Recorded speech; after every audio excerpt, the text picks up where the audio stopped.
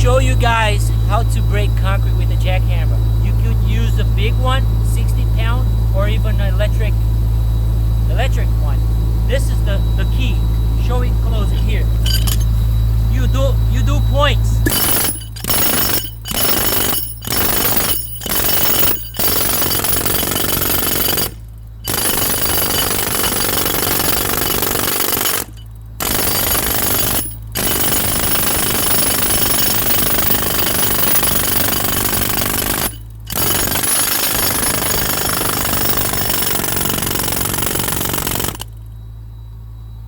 That's what you do, guys.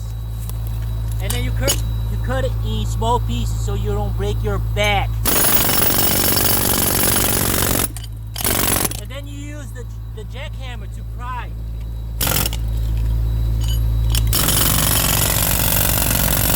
Use it to pry.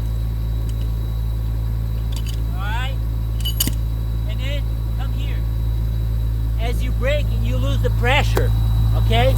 So you have room for the other ones come closer, and you have loose like this to load the truck.